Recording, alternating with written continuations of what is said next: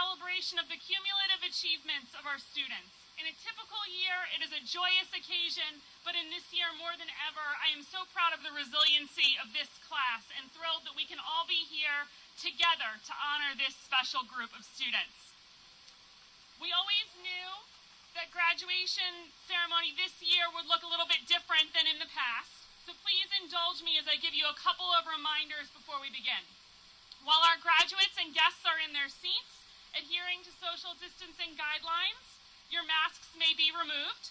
Should you need to exit your seat for any reason, please put on your mask. Thank you for your cooperation in ensuring that our ceremony is both cautious and celebratory. At this time, would you all please rise and join Casey Fajardo in saluting the flag.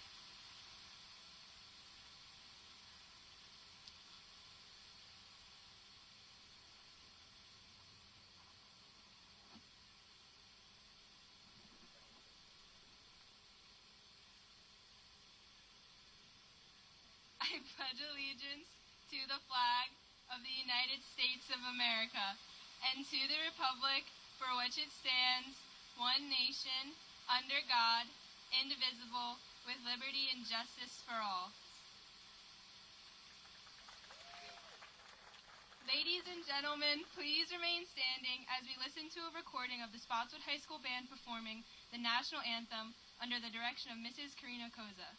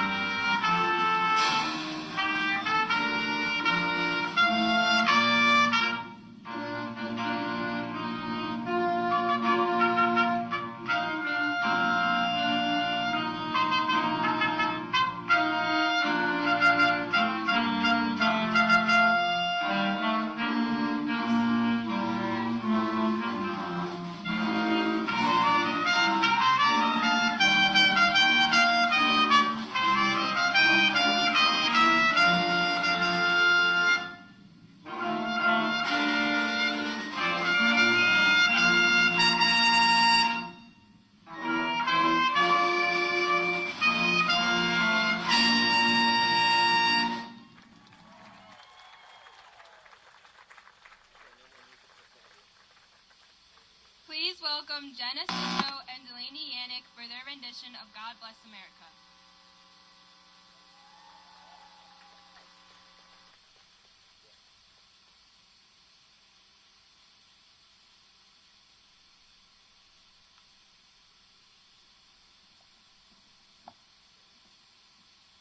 God bless America, land that I love. Stand beside her and guide her through the night with a light from above. From the mountains to the prairies to the oceans white with foam. God bless America.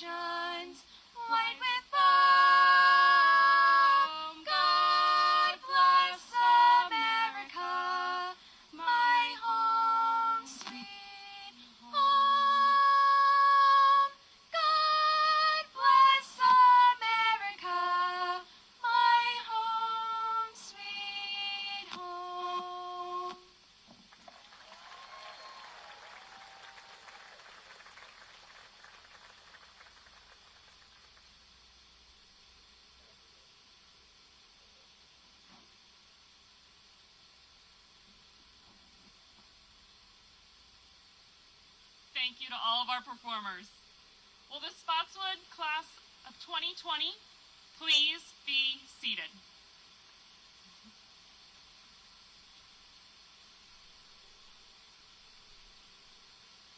Good morning, parents, faculty, staff, special guests, members of our Board of Education, and of course, welcome to the class of 2020.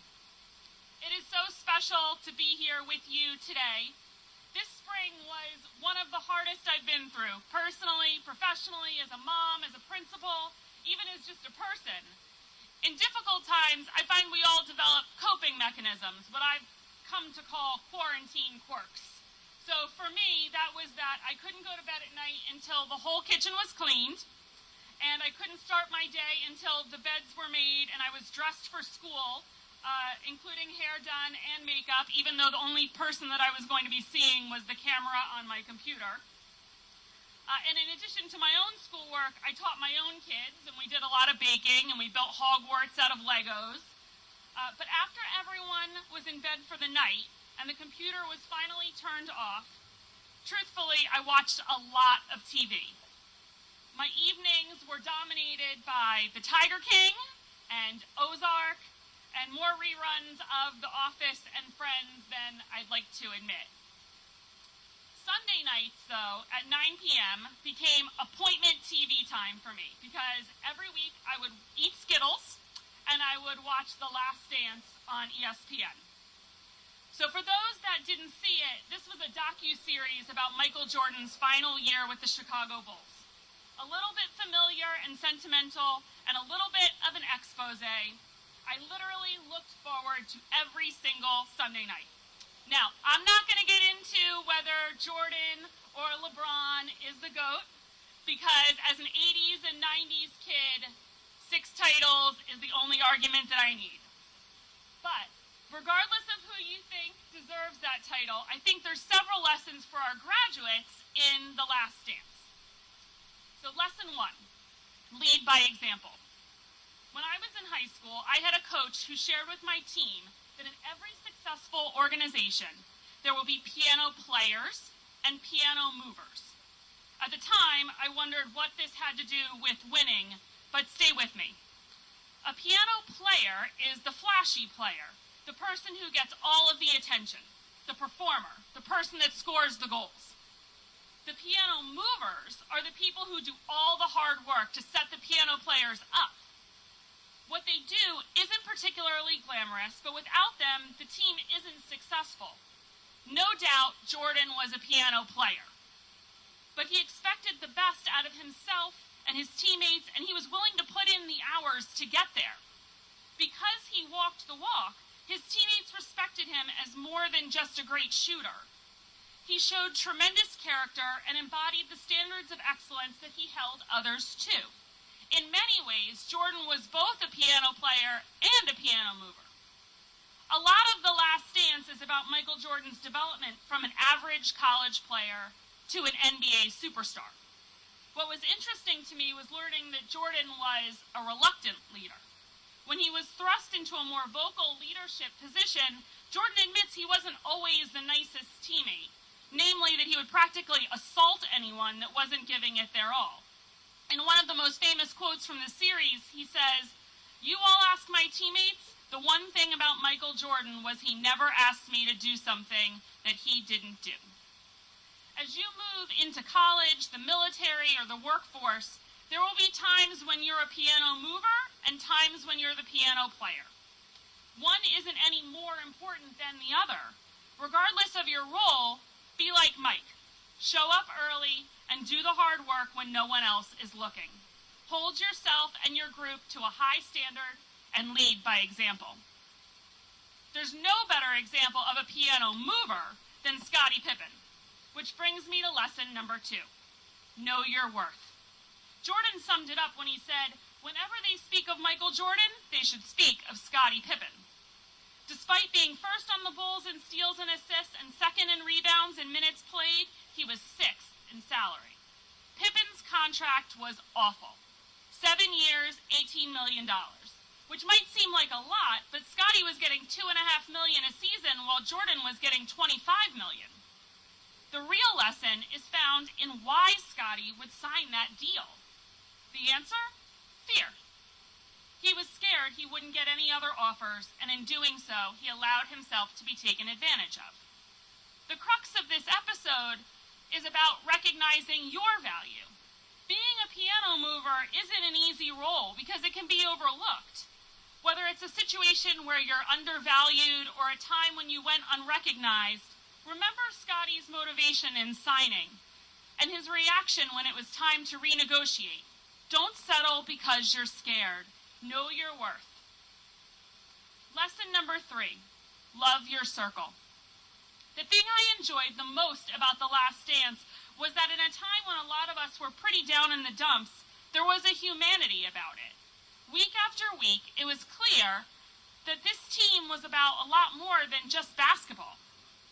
Everyone needs a support system to succeed, and Jordan, and the rest of the team for that matter, couldn't have done it independently. I think the biggest lesson I learned from The Last Dance, and one where there are clear parallels to this moment today, is to not take those we love for granted. Jordan's relationship with his father, the way he took care of his mom, Phil Jackson's empathy for his players, even the brotherly relationship that existed between Jordan and Rodman, reminded me that the most important thing we can do is care for those who care for us. Today, you're seated with those who you know and love you the most, and your classmates, families, and teachers. Take a moment today to love on them and thank them for helping you get here. On this day, they're the piano movers, and you're the piano players. After Jordan won his 6th championship at the celebration in Grant Park, Chicago, he said, "The one thing I do know is my heart, my soul, my love has always gone to the city of Chicago. And I do know that no matter what happens, my heart, my soul, and my love will still be in the city of Chicago." Now, Spotswood is just a touch smaller than Chicago, but the sentiment rings true. No matter what happens, wherever the world takes you from this day on, your heart, your soul, your love is here at Spotswood High School, as it was from your first day of school until the last dance. Thank you.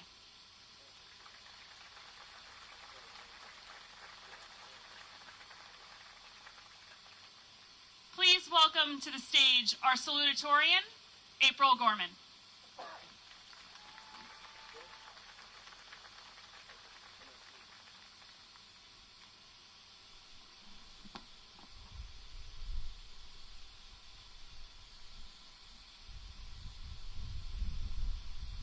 Good morning, class of 2020, friends, family, teachers, and administrators.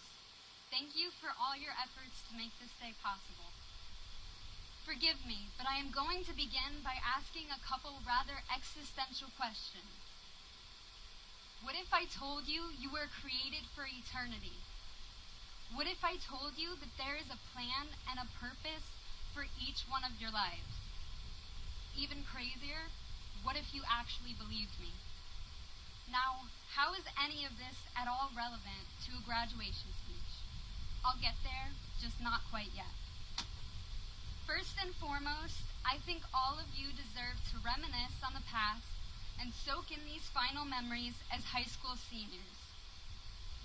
Along the journey to get to this stage, we've all been guilty of embarking on tireless nights of studying, too much procrastinating, and of sleeping in too late from time to time. We've been encouraged and empowered by our teachers. We've also embarrassed ourselves on the dance floors of prom and homecoming venues. We've earned awards like Best Athlete and Excellence in Jazz. We've won countless sports games, even taking the title of regional championship from time to time. And we've taken on leadership roles as part of the Student Council, the NHS, and DECA. All of those accomplishments are amazing, but today is about all of you. And I know your experiences in this building did not just revolve around teachers, classes, and school clubs. Many of us have entered the workforce, earning our first paychecks. We've learned how to juggle so many different responsibilities. In these halls, we've lived through many broken friendships and toxic relationships, but we've also created the most beautiful bonds. All of us have been excluded at times and embraced other times. Some of you battled to focus in class, worrying about sick relatives or your family's finances. But we've also witnessed so many healings and miracles. A lot of you have even struggled with mental illness and collateral damage from broken homes, too. Many of you have battled with demons I will never even know of. And I am so proud of all of you who have fought against all odds for this diploma. But none of this matters if we become paralyzed and are clueless as to how to advance into the future. If we do not know how to live a life worth living, all of these accomplishments are useless. Now, this may sound downright cynical and quite daunting, but bear with me. At this moment, very few of us have a plan for our lives that we will actually end up following. Some of us have an idea of what we wish to accomplish, but we will change our minds along the way. And others of us may not have the slightest clue. It does not matter which category we fit into, or if we fit into none of them. Because for all of us, there is not going to be a perfect, straight path carved out for us as we make our way through life. So please, heed my words. Of course, to lead a functional, wholesome life, we need a career and a family. To live that kind of life, we need at least one long-term goal to strive for.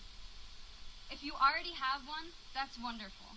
If not, I suggest you find something to aim for, something specific and meaningful. This is vitally important because living a life devoid of any sort of objective is a directionless life, where accomplishment is an impossibility. It is much better to have an outlandish ambition and to repeatedly fail at it than to have none at all.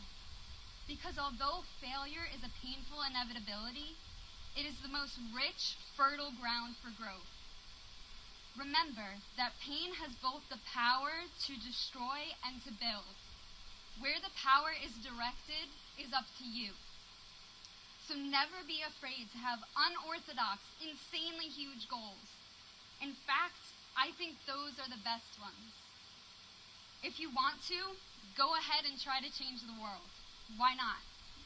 Just don't beat yourself up when the world isn't so easy to mold. Too many people live empty, monotonous lives, not because they are lacking in ability, but because they do not have the guts to try. So have the guts to try. There are 1,000 potentials in all of you. I truly believe that. Choose at least one of them and make it your mission to fulfill that potential. Once you have a goal to strive for, your eyes can be open to the opportunities all around you. Grab hold of those opportunities, even if they seem minuscule, because they can lead to something greater. Set micro goals, and once you achieve those goals, set new, increasingly challenging ones. Keep a schedule too. Make yourself a routine that will get you to your goal and actually stick to it. You may fumble through these steps in the beginning, but if you're diligent enough, I know you will make great progress and even accomplish what you set out to do. But what happens when tragedy strikes? When everything you've worked so hard for comes crashing down? What happens if our loved ones pass away? Or if our family abandons us? Or if we lose our beloved career? Do we allow it to destroy us? Do we give up? How would we survive something like that if it ever were to happen? Whether these horrors torment us or not, each of us in and of ourselves are lacking. We are lacking in what we need to thrive under even the most treacherous of circumstances. We are lacking in what we need to lead a life of purpose and everlasting impact. Although a fulfilling career and a family are very important elements to a good life, they are not enough. We need a firm foundation that can never be taken from us. It must be in something that is incorruptible and eternal. To thrive under all circumstances, to live a truly meaningful life, you need to know a few of the best kept secrets of all time. This brings me back to my questions. What if you were created for eternity? Well, each of you are. And what if there was a specific plan and a purpose for your life? Well, there is one for each of you. This world is not the end. You are loved with an abundant, unconditional love. This means that no matter what you have done, what you do, or what you will do, you are loved with a limitless, all-suffering love. There is a distinct purpose and a plan for each one of your lives that stretches into eternity. For all of you, there is a free gift of redemption and forgiveness if you'll only embrace it. There is already a fulfilling and wonderful path that has been designed for you to travel on if you will accept it. And remember, it doesn't always matter so much what you do in life, but who and what you do it for. As it says in Psalm 130, verse 7, put your hope in Jesus Christ, for with the Lord there is unfailing love, and with him is full redemption. I've told you the ultimate secret to living a life worth living, no matter what turmoil arises. What happens next is up to you. Please remember these things as you embark on the winding path of life. And congratulations, class of 2020.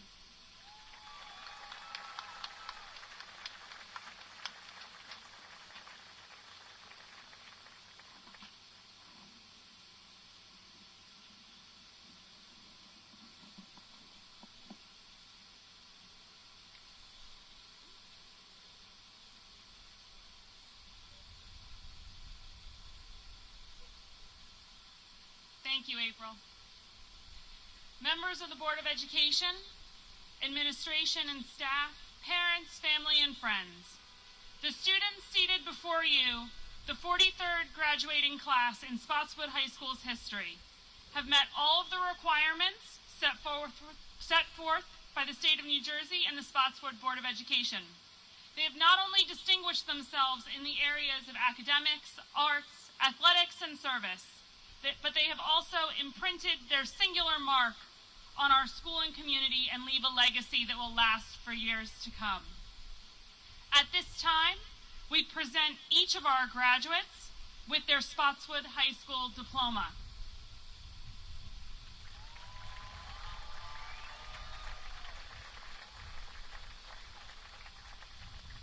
Parents, we respectfully request that you stay seated during the announcement of diplomas and refrain from approaching the stage so as to keep social distancing.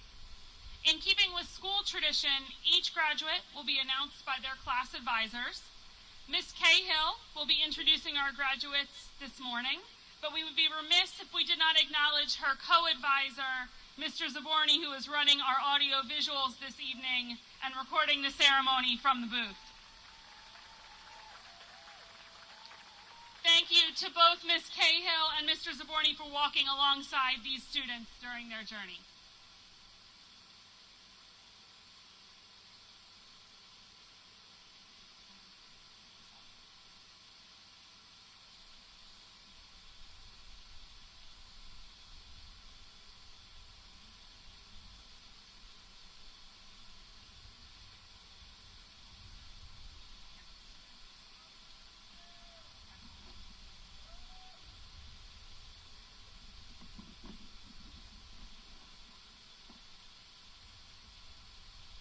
Matthew Timothy Crandall.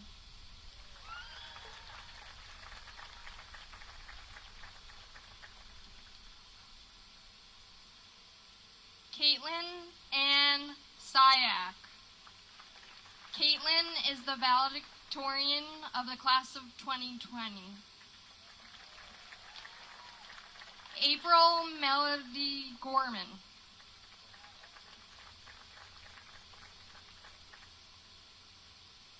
Casey Amelia Fajardo.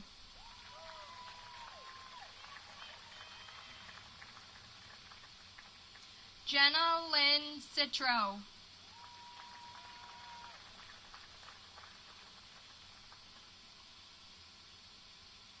Delaney Yannick.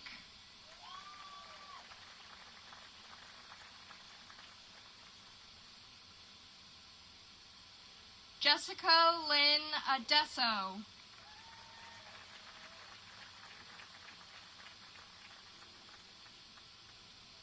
Yamil Aguirre.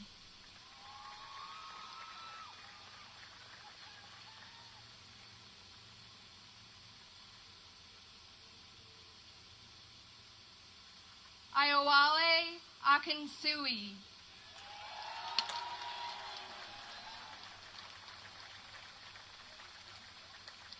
Jack Ryan Andrew Levitch.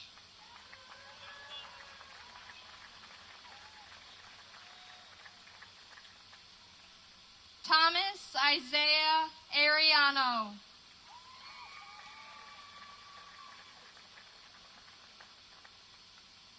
Mina Bakum.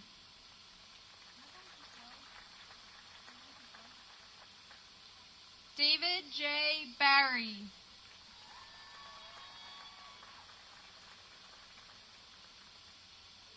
Emily Faith Bell.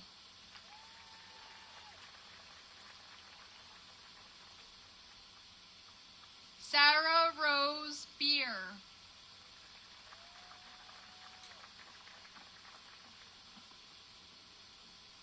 Andrew C. Bashara.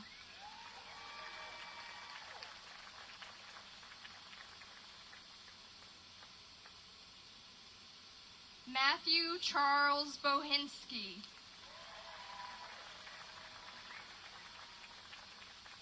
Tyler Buck.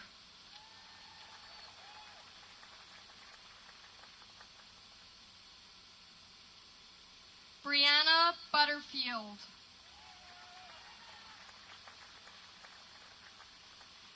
Jonathan David Castro. Samantha M. Chan.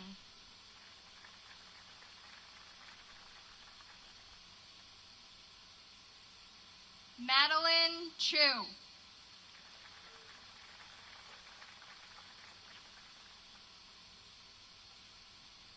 Camille Chimirkevich.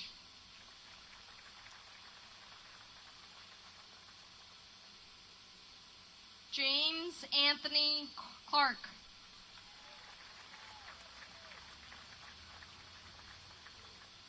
Amaya K. Coleman.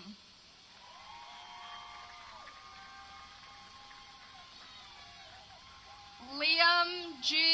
Collins.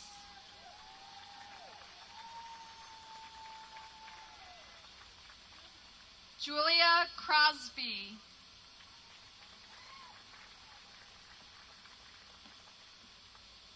Kyle Robert Sismar.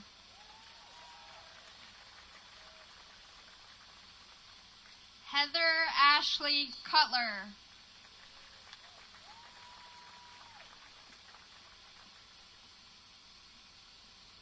Joshua J. Darmiento.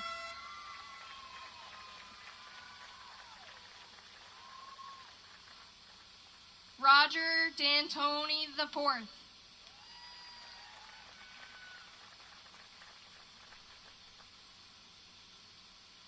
Kyle P. Davey.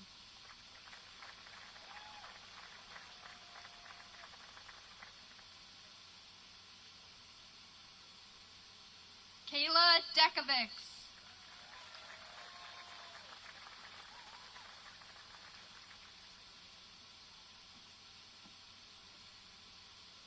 Gabrielle Marie Delaglio.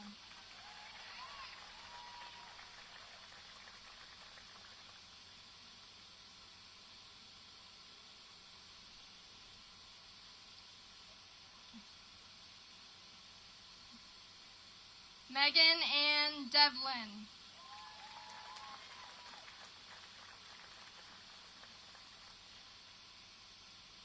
Michael Angel Diaz Jr.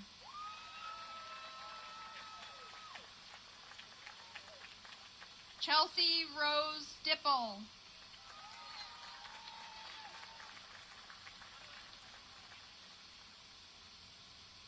Shalisa Zafra Doliete.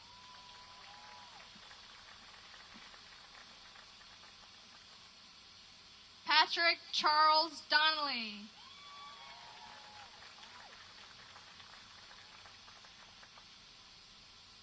Anthony Joseph Dove.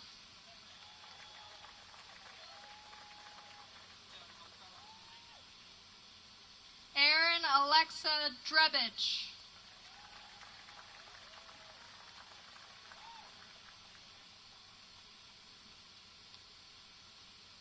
Christine Edwards.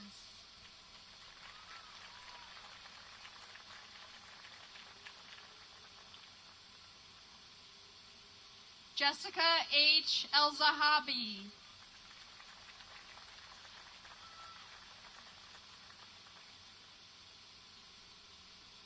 Aiden James Ferrone.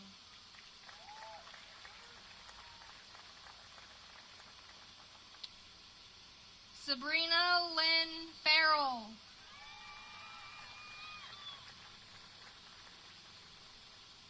Lindsay Ruth Ferrari. Megan Gail Flanagan.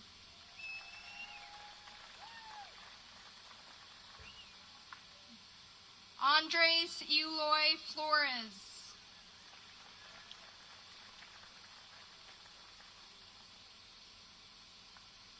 Joseph Patrick Fucci.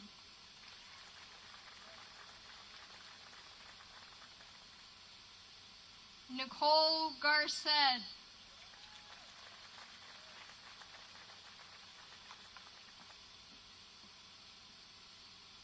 Danielle Marie Garvey.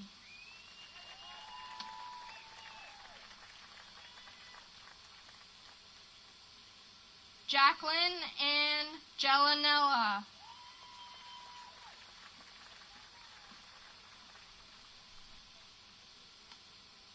Jeremy Andrew Goldenberg.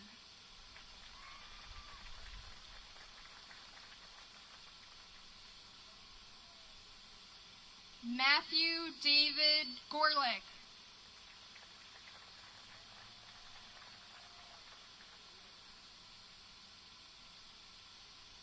Shay Joseph Griffin.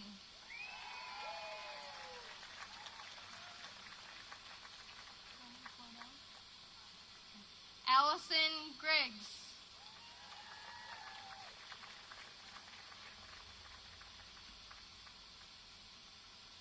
George Edward Guyette.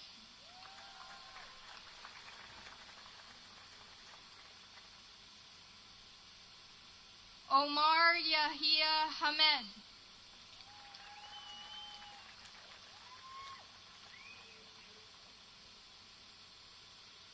Emerson Lee Harper III.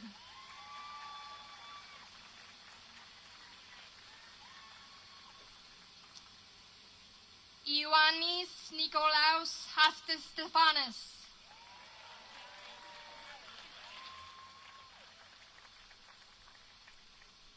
Jeremiah Jeffrey Hayes.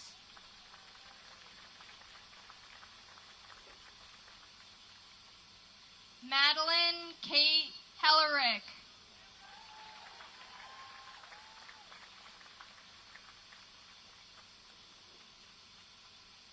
Julian J. Henriquez.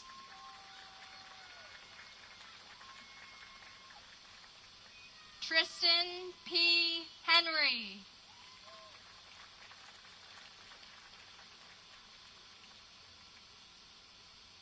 Sean R. Hermstead.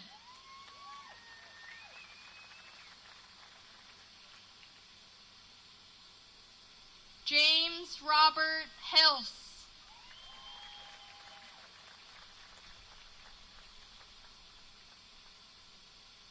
Alexa Rose Halagunas.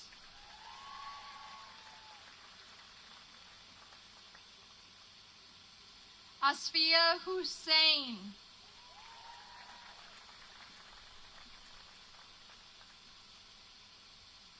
Connor J. Johnson.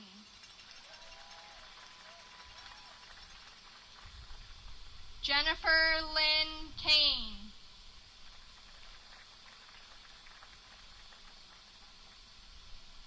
Gabriel Karabinchek.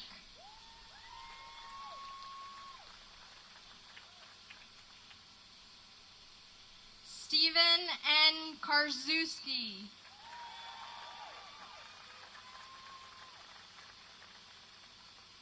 Georgia K. Cartelius.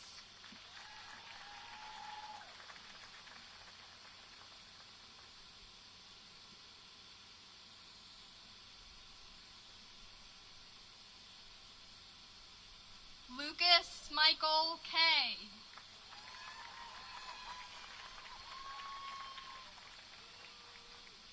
Zane Khan.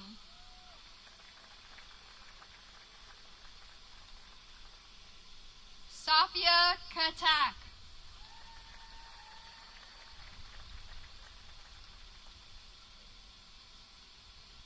Megan N. Kennelly.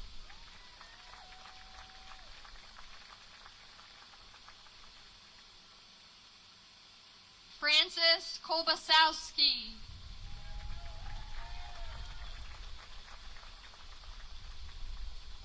Thomas Kozinski.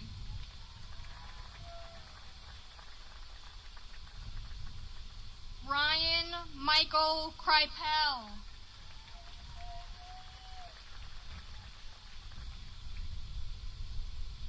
Matthew Kubiak.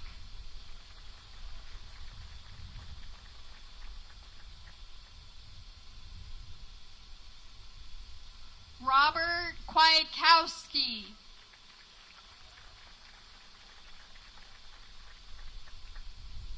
Mark Stephen Labella.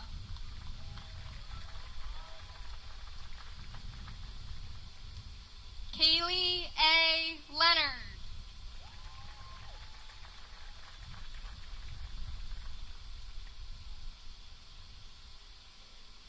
Gianni Lewis.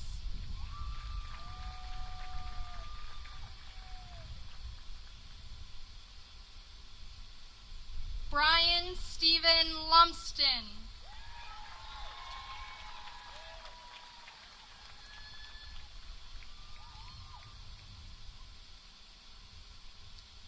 Lacey Rose Mangione.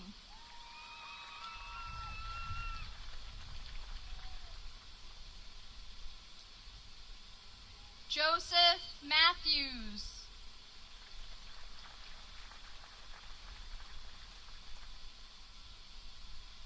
Karen Danielle Mauser.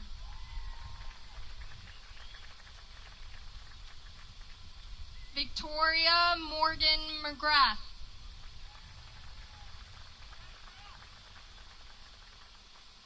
Elisa Medina Maluda.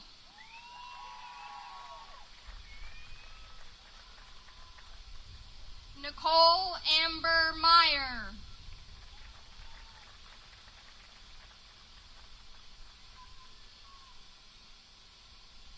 Nicole Elizabeth Mesquita.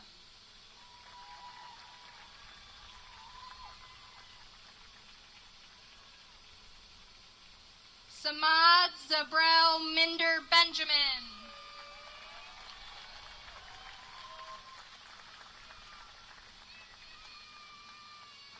Michael Daniel Minahan.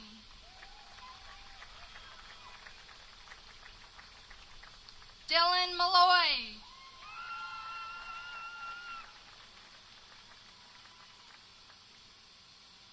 Christopher F. Moran.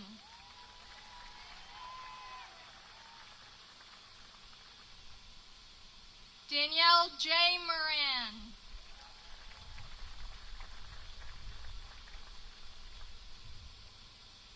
Stephen Thomas Moran, Jr.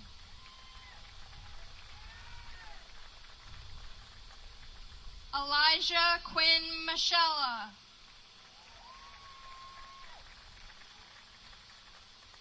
Kiara Christina Neves.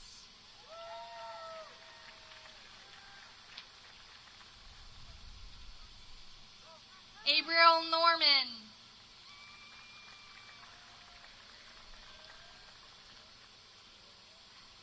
Colleen Emma Novak.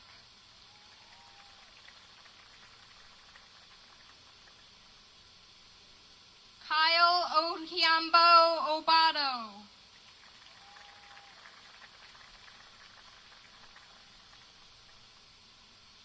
Liam Patrick Ojeda.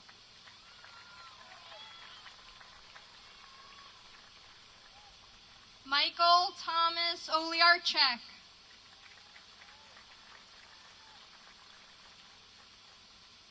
Alexis Arresto.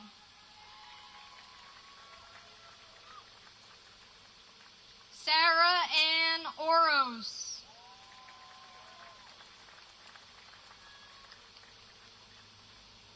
Jacob M. Oster.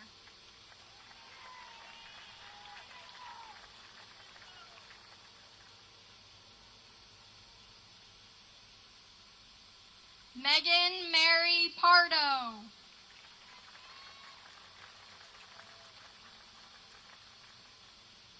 John Morgan Peabody.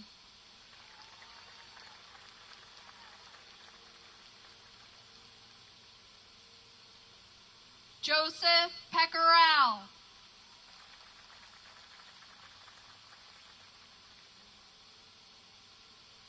Thomas Paul Perpenti.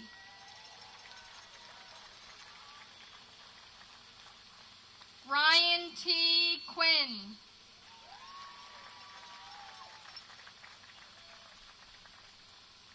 David Radzik.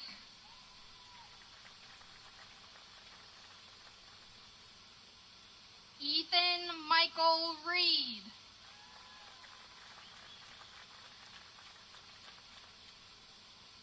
Kimberly Rosemarie Reichard.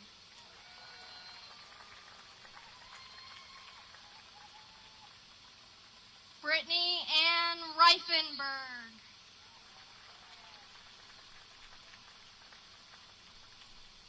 Angelina Ray Rizzuto.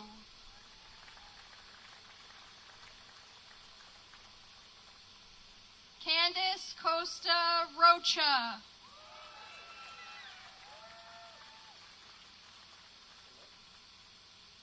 Frank Anthony Santora.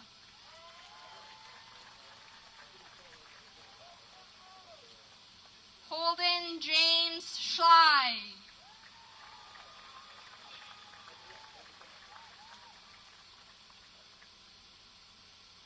Johnny Rose Sheehan.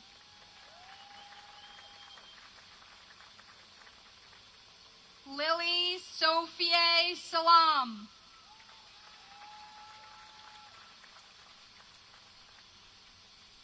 Kennedy Irene Simpson.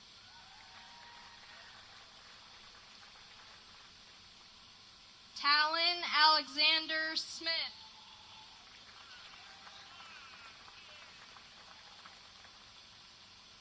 Christina M. Sorrentino.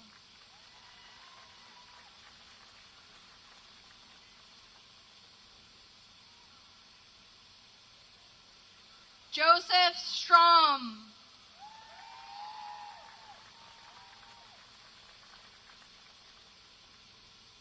Elizabeth Ann Sullivan.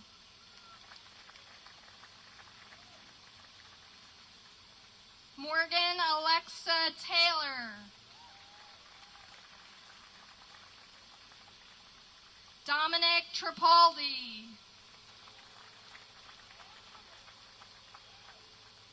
Ronald Troy.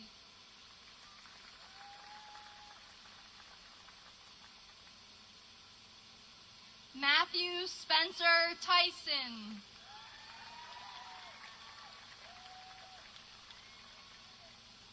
Anthony Michael Varga, Jr.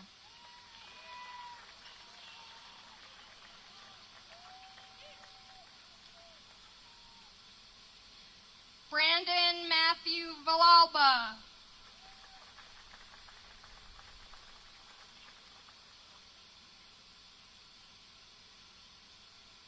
Jonathan Paul Wasserman.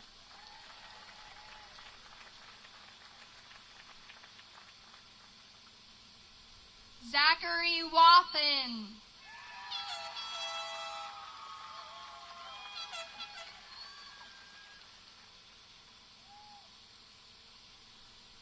Miranda Rain Wells.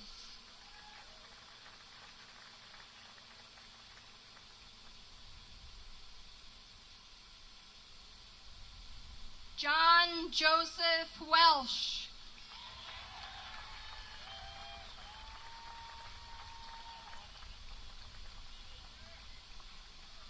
Travis K. Wesson.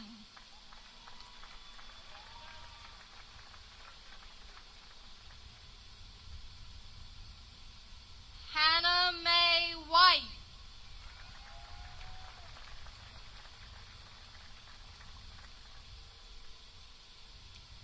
Elizabeth Irene Wilczewski.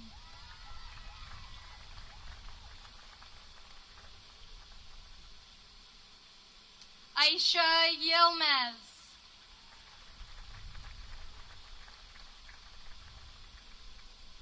Jamie Zavala.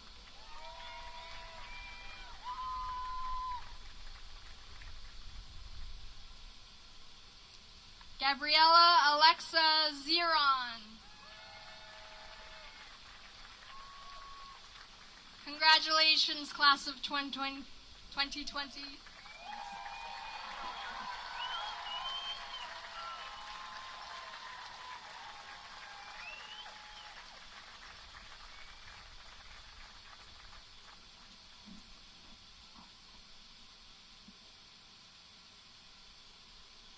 To our Board of Education, Mr. Peabody, Dr. Brown, parents, alumni, and community, I present to you the Spotswood High School class of 2020.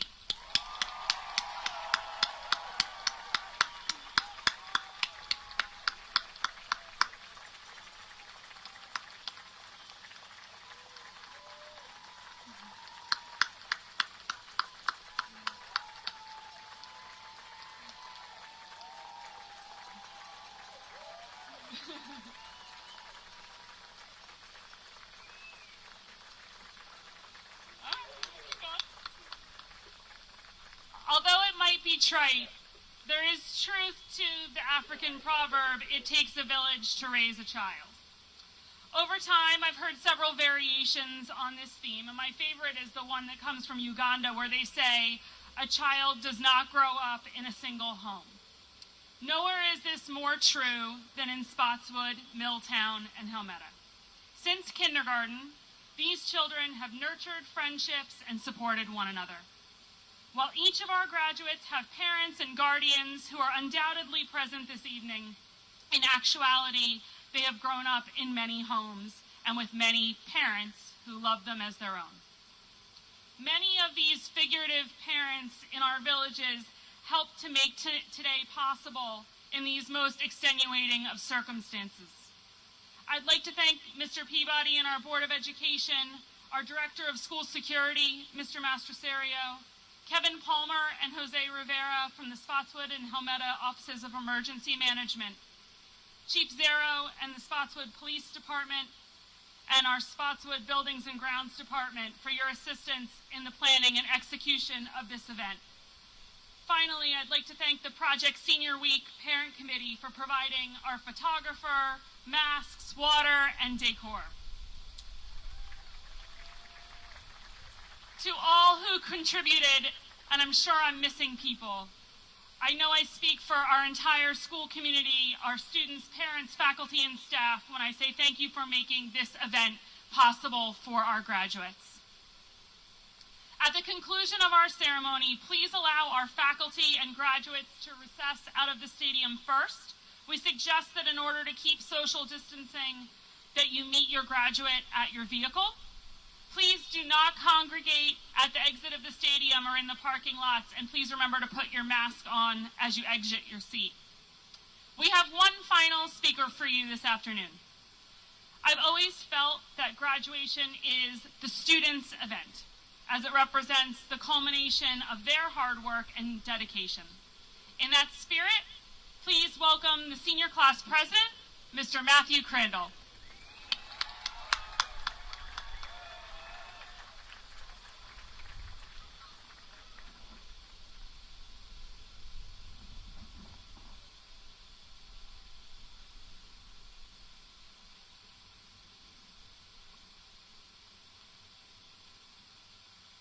Should have brought sunglasses. I want to start off by saying congratulations to this amazing class. We all know it's no easy task to get here, to get to this moment. I think what makes this moment even sweeter is the fact we almost didn't have it. This hat's not staying on. We wouldn't be sitting here today if we had not come together and done what we had to do to fight the invisible enemy that is COVID-19. In both my letters to the class and the address I gave for the virtual graduation, I consistently pointed out a fact about this specific class. The fact that this class is both resilient and success-driven. This is a powerful combination. This is why I know this class is going to be the class to create real change. Instead of reading an inspirational quote, I'd like to share a quick story with you all. You might not get the point right away, but I'll explain. First, let me ask the question, who has ever heard of the hymn, "It Is Well With My Soul"? Didn't think so. I'm not getting preachy, trust me, believe me, I have a point to this. Who actually knows the backstory to that hymn? It's not just because he was a Christian, trust me. There's a bigger meaning. Horatio G. Spafford was a successful lawyer and a businessman in Chicago with a lovely family, a wife Anna, and 5 children. However, they were not strangers to tears and tragedy. Their young son died with pneumonia in 1871, and in that same year, much of their business was lost in the Great Chicago Fire. Yet God in his mercy and kindness allowed the business to flourish once more. On November 21st, 1873, the French ocean liner Ville du Havre was crossing the Atlantic from the U.S. to Europe with 313 passengers on board. Among the passengers were Mrs. Spafford and their 4 daughters. Although Mr. Spafford had planned to go with his family, he found it necessary to stay in Chicago and solve an unexpected business problem. He told his wife he would join her and their children in Europe a few days later. His plan was to take another ship. About 4 days into the crossing of the Atlantic, the Ville du Havre collided with a powerful iron-hulled Scottish ship, the Loch Earn. Suddenly, all those on board were in grave danger. Anna hurriedly brought her and her 4 children to the deck. She knelt there with Annie, Margaret Lee, Bessie, and Tanada, and prayed that God would spare them if that could be his will, or to make them willing to endure whatever awaited them.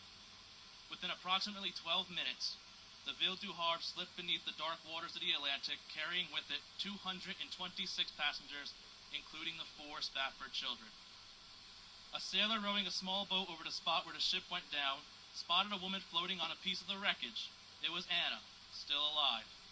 He pulled her into the boat, and they were picked up by another large vessel, which 9 days later landed them in Cardiff, Wales. From there she wired her husband a message which began, "Saved alone, what shall I do?" Mr. Spafford later framed the telegram and placed it in his office. Another of the ship's survivor, Pastor Wiss, later recalled Anna saying, "God gave me 4 daughters, now they have been taken from me. Someday I will understand why." Mr. Spafford booked passage on the next available ship and left to join his grieving wife with the With the ship about 4 days out, the captain called Spafford to his cabin and told him they were over the exact place where his children had gone down. According to Bertha Spafford Vester, a daughter born after the tragedy, Spafford wrote, "It is well with my soul," while on his journey. Did anyone find or take a guess as to what point I'm going to make? Let's pretend we're in English class one last time, and your assignment's to find the deeper meaning to that hymn instead of it was just he's Christian. All joking aside, This hymn, as far as me being connected with it, was always played at funerals or more mellow sermons. No, we don't get to sing "Oh Happy Day" at every church service. When you look at why this hymn was written, you may ask, why did he choose the words, "It is well with my soul"? Well, he was obviously upset about his daughters, but to him, they were at rest. They were home. This gave him comfort. Now, if I read the second part to you, which don't worry, I'm not going to, I know you're all hot, it would tell you he and his wife went to have 3 more kids. Eventually, the Staffords were able to feel love and happiness again after all their tragedies. So here's my main point. If you look around the world today and you see tragedy after tragedy, it's easy for one to feel like we may never be able to be happy again. Or one may ask, when can we feel happy again? The world is not an easy place. You're not always going to have sunshine and rainbows, and I know we all know that. But it's about how we deal with it that really matters. With everything going on in the world today, it's easy to ask, when are we going to be able to do this? When are we going to be able to do that? When can we go back to normal? Just take a look at the past and remember how we were born in the aftermath of the September 11th attacks on the World Trade Center. People back then were asking the same questions. When can we be happy again? When is it appropriate to celebrate again? The time will come. We just need to stay planted on a firm foundation and never lose hope and do what needs to be done to get there. So take this away from that story. Instead of feeling sorry for ourselves, instead of reminiscing on what could have been, just drop that idea. If you take the challenges that life has to throw at you, and you look at them from a different perspective, then you too can find the meaning in the lyrics, "It is well with my soul." I'd like to remind you what year it is. It's the year 2020. While the jokes can be passed around the internet, oh, it's a bad year, it's a crazy year, so be it. I believe this year is to be the 3rd Great Awakening. Remember that from history class? The first Great Awakening, followed by the second? Well, this one doesn't have to involve religion solely. What I mean by the Great Awakening is the fact that we used to think of normal when we say we want to go back to normal. We don't want to go back to that normal. It's not normal. That got us into the mess we're in today. I've talked consistently about this class to be leaders to create change within our world. With everything going on today, I believe that we are going to be the ones to do that. It is finally our class's turn to take our place in society and prove a point that we've been trying to make for so long. That point being, we got this. Whenever we talk about the new normal, or normal, we don't want to go back to that. We want to go forward. We don't want to go back. We're going to be pushing forward. And by that we mean making change to prevent things like this from ever happening again. Protecting each other equally and facing the challenge that everyone comes day by day. And instead, facing scenarios like this with a sense of hope and not jumping right into the worst case scenario. Now, I know when we talk about change, it makes a lot of people uncomfortable. A lot of people don't like change. It's natural, and we shouldn't hate on them for it. Instead, we should prove the point that we're trying to make, that change is good. We've been taught every day, probably since elementary school or even sooner, that actions speak louder than words. Convince them through your actions. Convince them through putting these changes in place and proving to them that it's for the better. However, in order to create real change, we first need to change our minds and our hearts first, and that's the hardest part. But if you have to change yourself first, and you can make everything... Yeah, I got lost, don't mind me. You need to make sure you have every fact that you can possibly gather, every piece of information. You have to go through with the knowledge of go forward with it.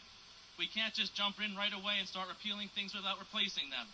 That's why I know this class is going to succeed, because we don't believe in just taking things away and not making sure there's something else there to replace it. That's real change. Now, if you're still skeptical, I want you to ask yourself something and look around you. It's part of our blood. I'm talking about Americans. It's part of our country to create change, to move forward, to progress, not live in the past forever. The car you drove here today, if there was no such thing as change, if everyone was scared to progress, you would not have driven that car here today. You would have been drawn by horse and carriage. The Wright brothers and their idea to create a quote-unquote flying machine. If they didn't go forward with that, we would probably still be taking the steamers across the Atlantic weeks at a time. This also ties to my other point. Don't listen to those who don't believe in you. Our country has not progressed through the years by people who listen to those who said it can't be done, or dreams were not worth the effort. No. Our country progresses because people who believe in themselves and dream of the things they could accomplish do what they have to do to get it done. That's why I want each and every single one of you to walk out of here today with your head held high, believing and knowing that you are capable of doing what you set out to do. You just have to believe it for yourself. Now, I believe to begin to end my speech, if there's anything I want you to remember from what I said today, it's this. Change is a constant, and it's coming whether you like it or not. But I believe that we're going to be the ones to create that change. My grandfather passed away 14 years ago. On his dying bed, he told my father that things are going to get a lot worse in this country before they get better. That quote has run through my family's day-to-day life from the day he died to this very moment. We never forgot it. I believe from the time of his death, we saw how things went from bad to worse. However, what comes after worse? Better. The greatest thing about hitting rock bottom is there's only one place to go. Up.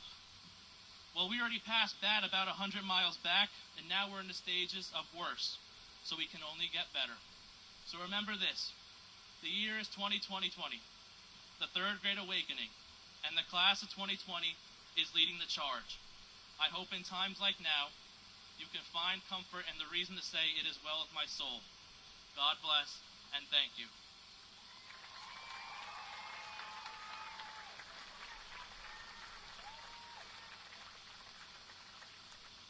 I get to read the next part too. Tradition has it that the moving of the graduation tassel marks a student's journey through academia. At the start of today's ceremony, your tassel was on the right side, signifying your time as a student. At this time, please join me in moving your tassel from right to left, confirming your newfound status as a graduate of Spotswood High School.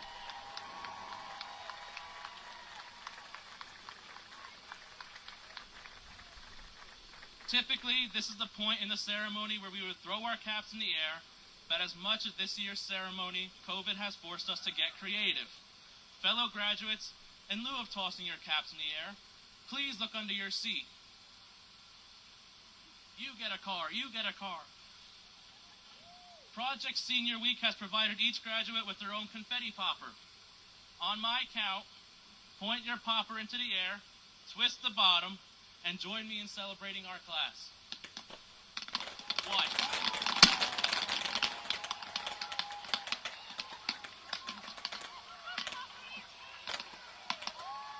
Congratulations, class of 2020.